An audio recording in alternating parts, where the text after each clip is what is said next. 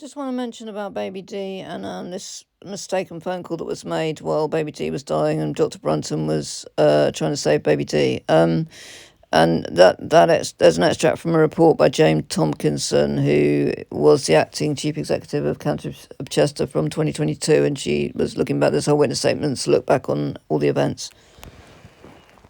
When Baby D was dying and they were trying to do the resuscitation, Dr. Brunton was there.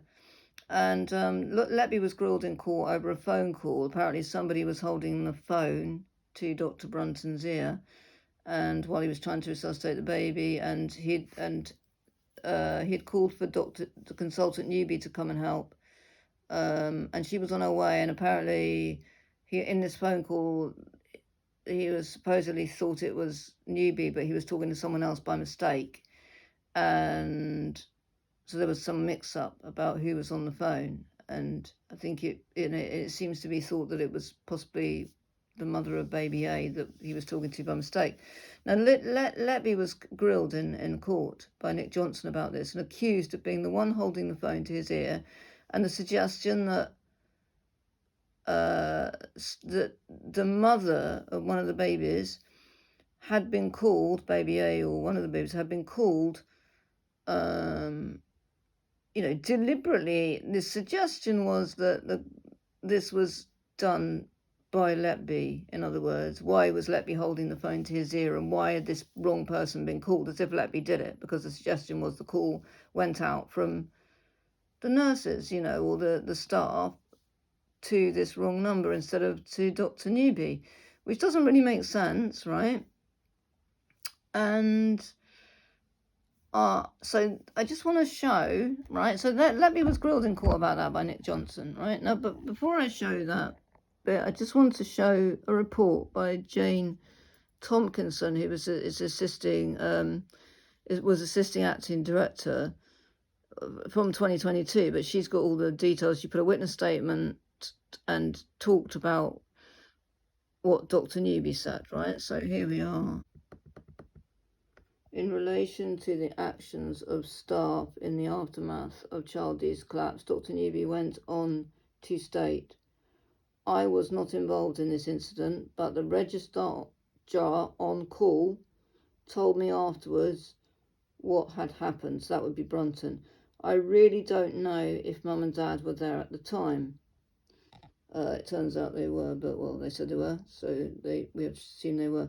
When Child D, they came in at some point anyway. When Child D collapsed, Dr. Brunton attended and took over the resuscitation from the SHO, Dr. Thomas. He asked the nursing staff to ring switchboard and request they call me and ask me to attend urgently. That's Dr. Newby. When I received the call from switchboard, I immediately came into the hospital and was there in about 7 minutes.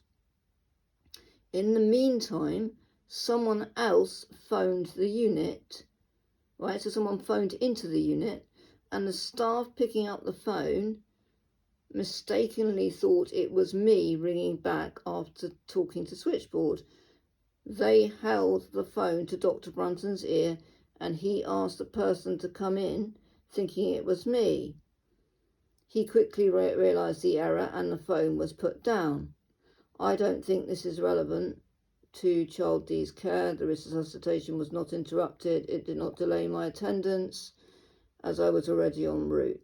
Now, right, okay, so it's telling on that outcast score, but in a minute, but we know about that. So, effectively, it's clear that from Jane Tomkinson's report and from what Elizabeth Newby says, is that someone, after she'd been called, someone else phoned in to the unit. No one phoned out. So Lucy being accused of phoning out, it seemed to be in a mix-up over which baby they were talking about. And I was seeing things apparently at the time, it appears that the mother of Baby A was calling in a lot because she was worried. So she wanted to know what's going on, I think, with Baby B. I'm not sure exactly, but I think one of the mothers was calling in. It may have been her. Now, but it says here someone called in. So if it was one of the mothers they called in, this was not Lucy Letby calling out, or any nurse calling out or making wrong phone calls.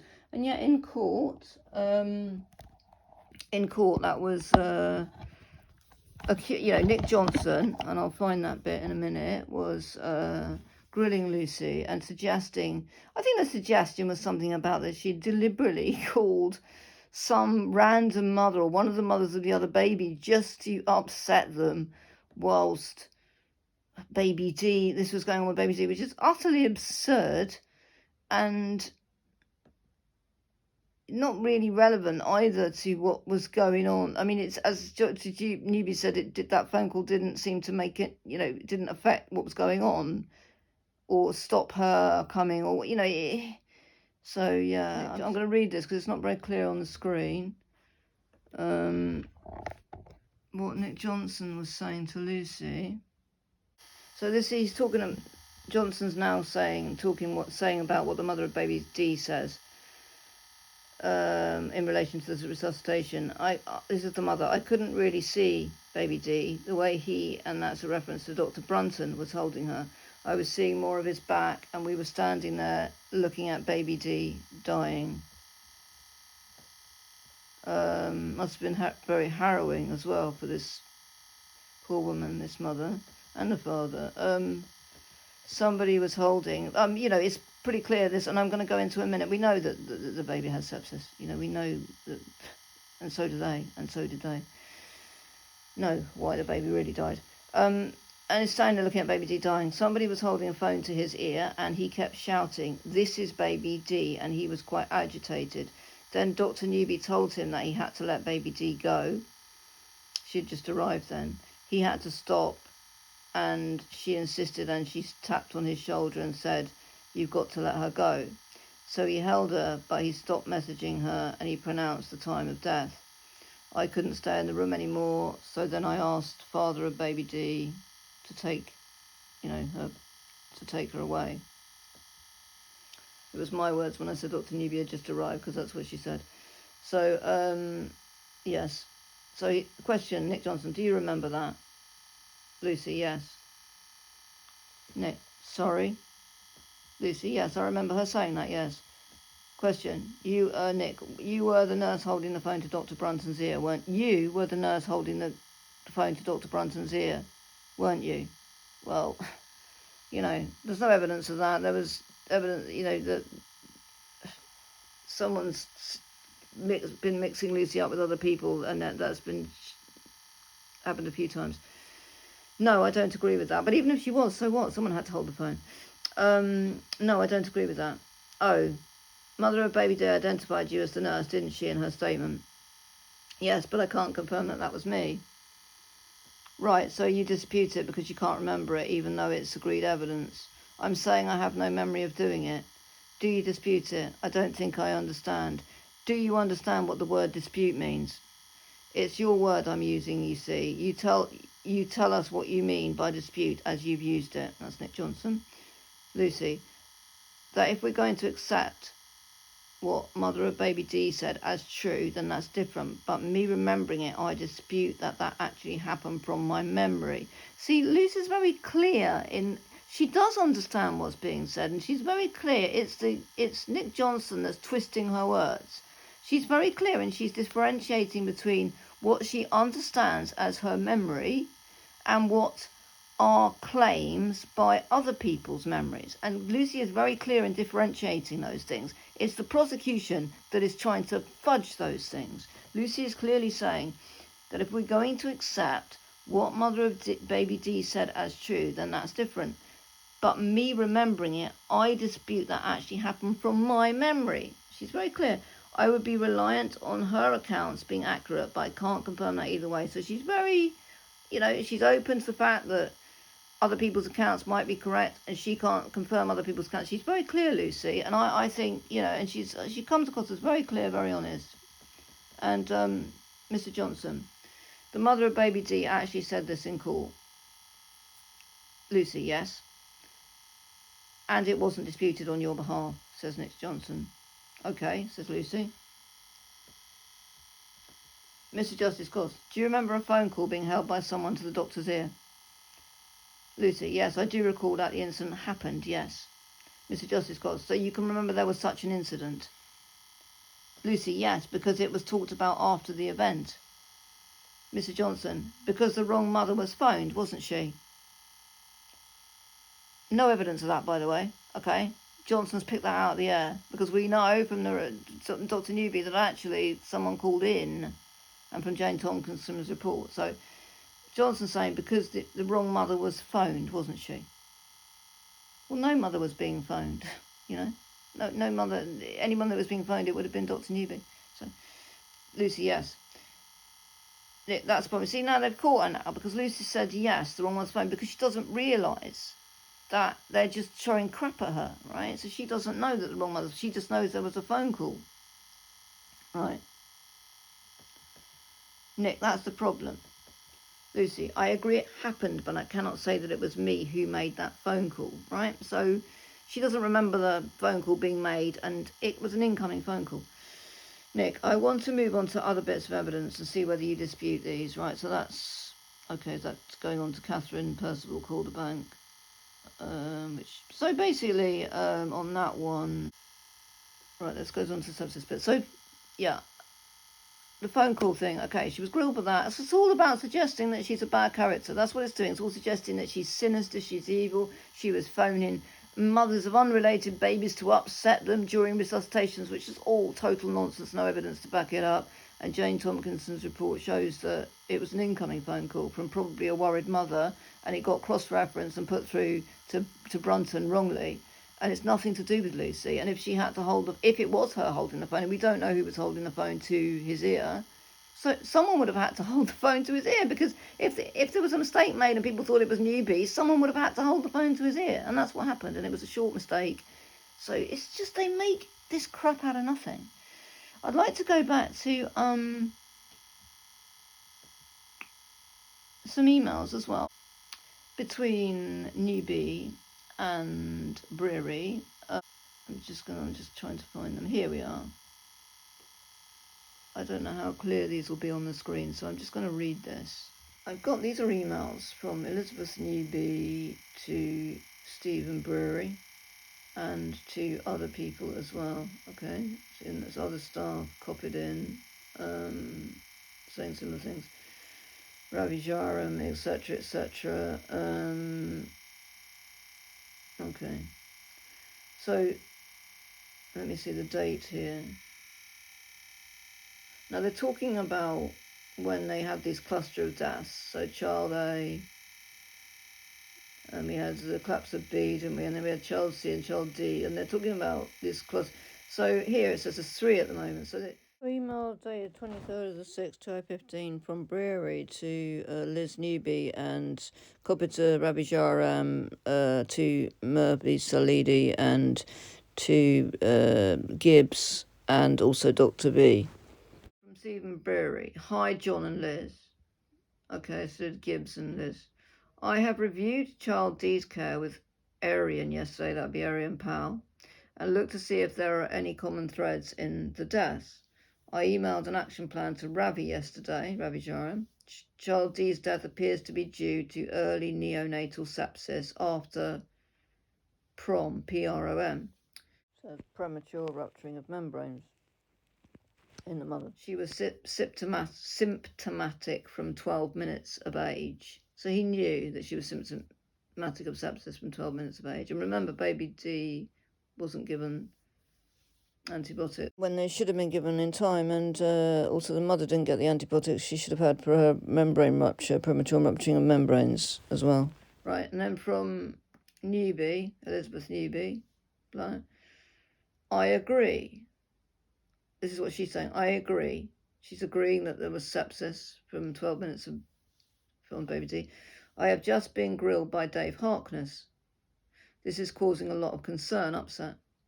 Can we pull something together fairly soon? I think we need to meet with both. Probably separately would be better. Why separately? Anyway. Okay. So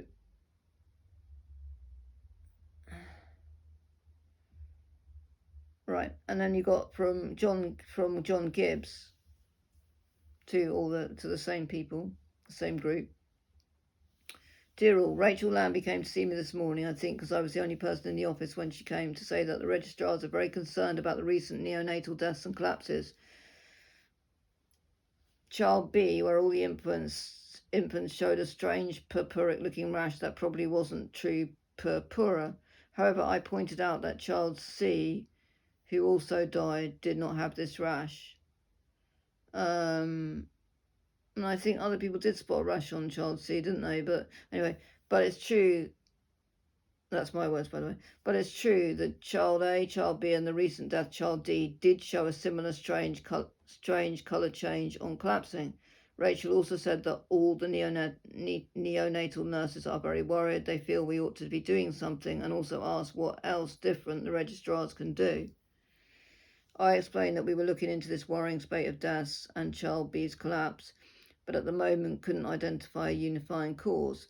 For now, I didn't feel that the registrars can do anything differently. Although I've mentioned we are looking into this, I'm not sure exactly how this is being done, but I didn't say this to Rachel. Steve or Ravi, I think you were looking into this. Do we need a meeting with the neonatal nurses, or are you arranging this anyway, Steve? I think a meeting would be useful, even if we have no answers, just to let the nurses air their concerns and to show we are concerned also, since clearly the nurses are worried and are talking about this with the registrars, and the perception seems to be that we're not doing anything active at present. I just want to read that bit again because it's interesting to me. This is Gibbs. Do we need a meeting with the neonatal nurses, or are you arranging this anyway, Steve? I think a meeting would be useful, even if we have no answers. Just to let the only to let the nurses air their concerns, by the way, and to show we are concerned also. So they want to give the impression they are.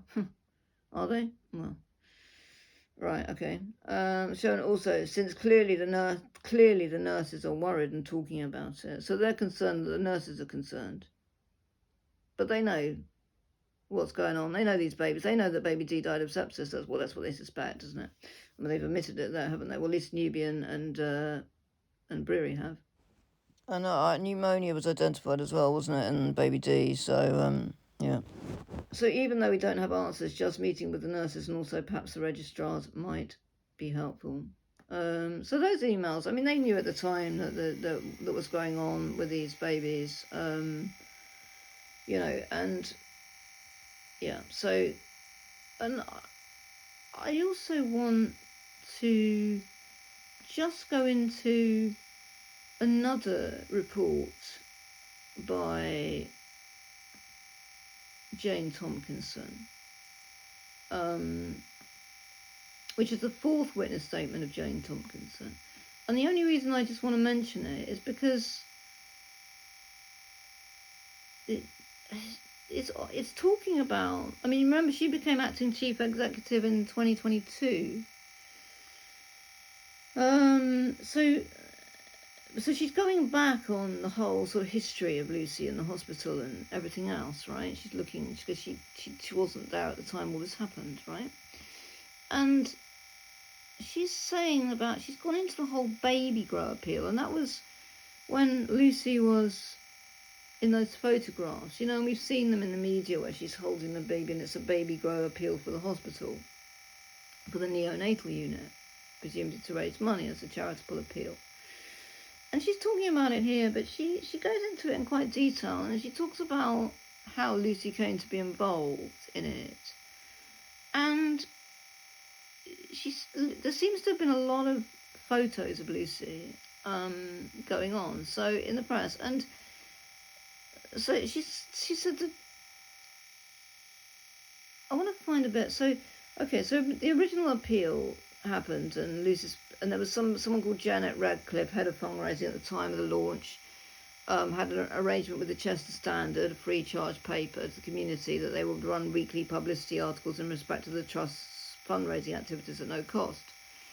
So the first article from 2013 includes a staff profile about Lucy Letby, and had a photograph and details of her career at the neonatal unit and the Trust. The photograph used for this is exhibited. I understand that Letby came to be involved in this article and promotion piece for the Brother following email requests from Janet Ratcliffe. There's nothing unusual about that. And those emails went to Erin Powell. Nothing unusual about that particularly. But then it goes on, and Lucy and other people were involved as well. Other volunteers or people were involved in that as well. It wasn't just Lucy. Then Letby subsequently had her photograph taken by Jenny Millard, née Collins, COCH photographer, on the 8th of March 2013, and another student nurse, Sophie.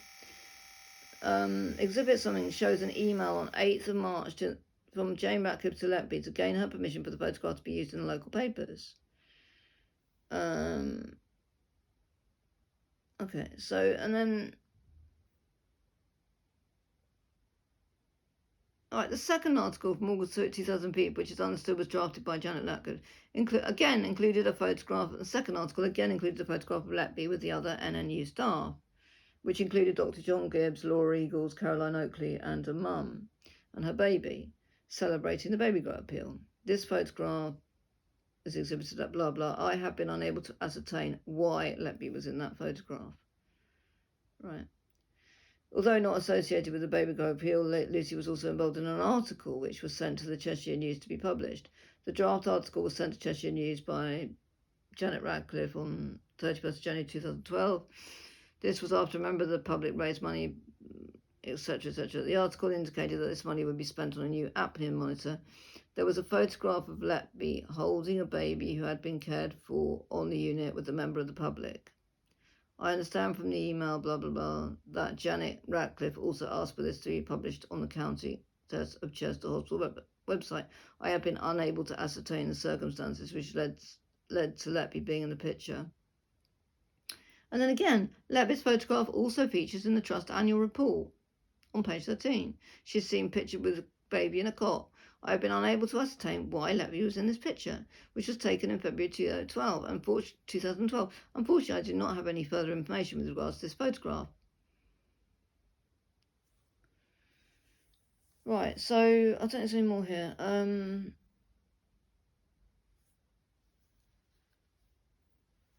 Right, okay. So basically, what my thoughts are there, I think because then later Jairam and that have been trying to get, this all sort of stop the appeal about, and people were suggesting it's because of Lucy, but it was because of, funding. It wasn't really raising enough money. But the point is I just think it's why Letby was in so many promotional photos and things that they don't seem to know why.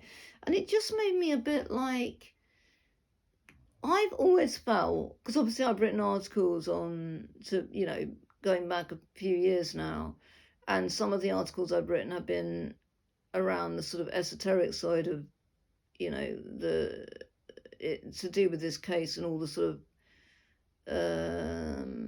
weird numbers, names, and everything else, and that seem to be deliberate. Okay, so if I was looking at sacred numerology behind it, sort of, some sacred geometry, astrology that's involved in this case, and if you look into it deeply enough, you do see it. So I'm thinking could it be, because I've always felt that they picked Lucy, especially because of her name, okay, Lucy Letby as well, which Lucy Letby, let there be light, that means Lucy as in light, Lucy is light, Lucifer, loose is light, lucid, loose means light, and I've looked into what her name, if you translate it, is into Hebrew as well, and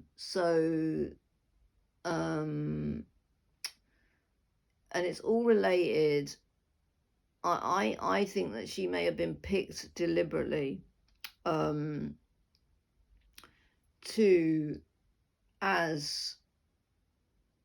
the scapegoat, obviously, and the witch that they wanted to burn. But the fact that she was in all these photos, it makes me wonder, how far back did they pick Lucy for the sacrifice? Is this something that they planned for a while?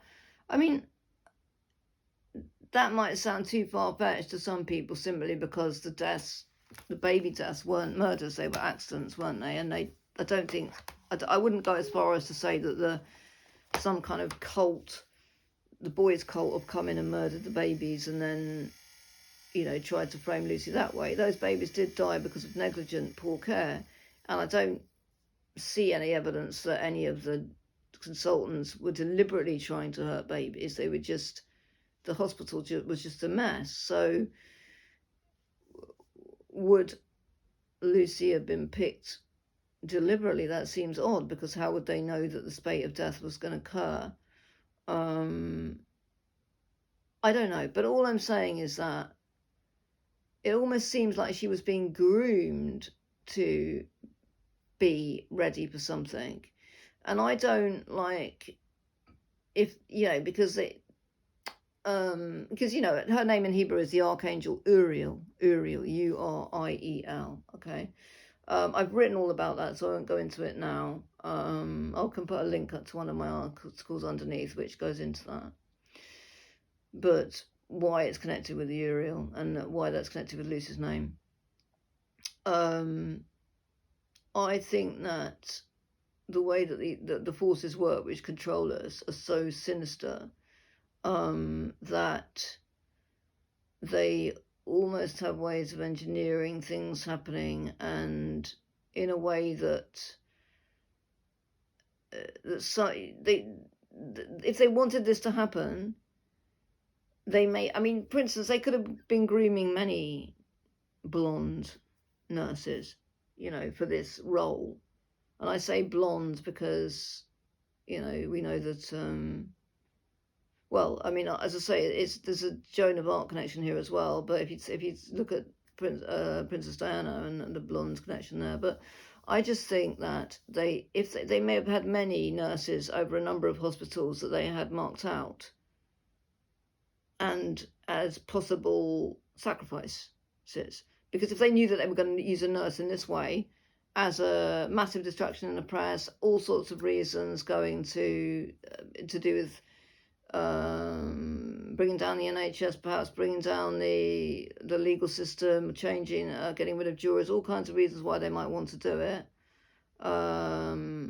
Many reasons involved with this, I think, but perhaps they might have had sort of ideas of nurses all over the country, and then what they've done is they've waited for a spike in deaths, and because it's going to happen somewhere, because spikes happen every year. I believe spikes happens every year in a certain amount of hospitals, if not one or two. I'm not even sure that it was the spike in the, you know, it was explainable anyway, wasn't it? This spike, and it's whatever. But either way, and when it came up there, we got the convenient one that's groomed in that hospital. I mean, look, it's just a thought I had, you know, I'm not going to go in, but it does seem to me that it just seems so weird that Lucy was in all these photographs, and then suddenly, you know, in other words, she's the face of the angel of COCH. She's put out as an angel face, you know, the angel nurse, blah, blah, blah, and then suddenly she's the witch, you know, and it just seems too convenient to me. It's too convenient. She's definitely the witch, either way. But was she the angel deliberately as well? And that is my question. I don't know. My God, they really do play these games. And if you don't think they do, look into, for instance, well, there was real murders there in the Jack the Ripper case. But again, there's good book. Oh, I forget the name of the author now. But, you know, that was a Freemasonic cult thing, okay, that did those murders, the Ripper murders. But there wasn't murders in the Lucy case. But either way, they have sick ways. They were leaving signs all over the Ripper bodies, you know, these signs and symbols. They have real sick ways of operating.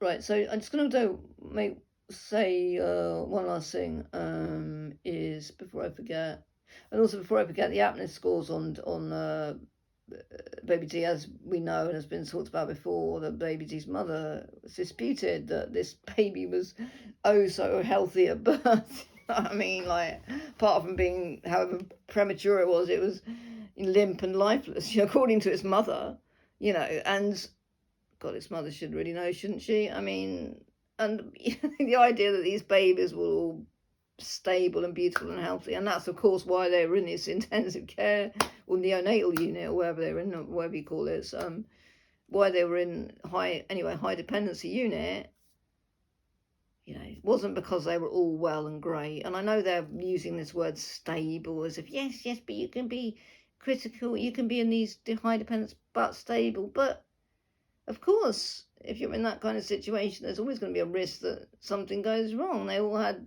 problems, they all had either birth defects, or they were premature, or they were blah, blah. And it was all, so this idea, and it was all about the tales of the unexpected.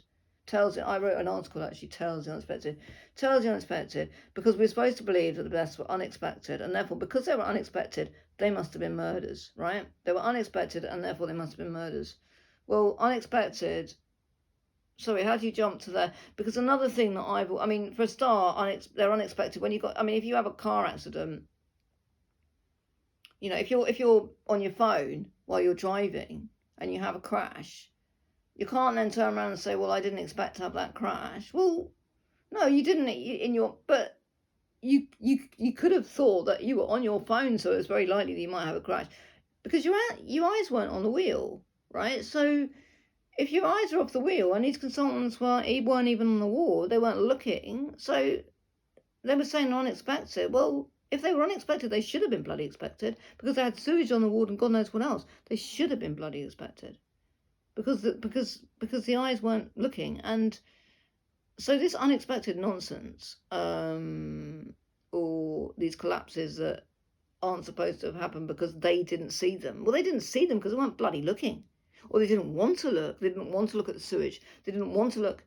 They saw rashes, but they didn't even bother, really, it was explainable what those rashes were.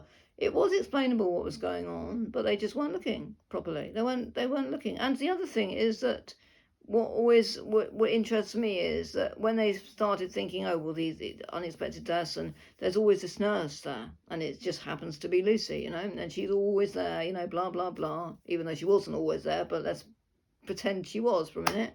She's always there.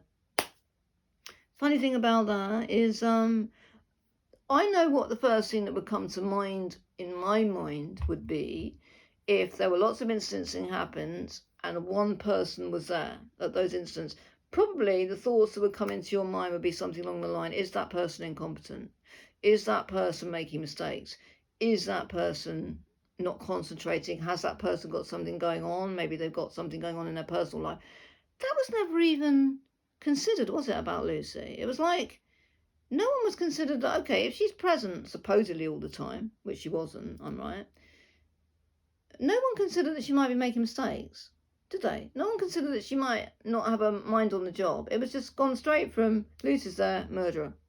So how did that go? Because where did the jump go? What happened to the in-between bit of maybe she's made some mistakes, maybe she's not concentrating, maybe she's just totally incompetent? Where did that go? So we know that she was, all the evidence seems to be that she was a pretty good nurse, and I don't, if not a very good nurse, but even very good people can have things happen in their personal life which completely fucks their concentration. So that wasn't even considered. And also, what I say is, there was some medication on the very early reports on Lucy, I saw in a paper that she was on a certain medication, and it seems to have been whitewashed. I cannot find it anywhere, and I've looked for it, but I know that I read this report saying that something about some medication she was on. I can't remember what paper it was in, and it was right at the very beginning, and I haven't been able to find it since, because I wanted to check what the medication she was, because I believe the medication she was on, which is something that can cause memory lapses. So I would have thought, if it does, that would be the first thing that I would be considering. Has Lucy had a memory lapse and not been concentrating? Blah, blah. Now, I can't find that now. I don't know. May have not even been correct. But no one considered anything like that. It was all, she must be a murderer. And it must be her, because, hey, she's at the hospital.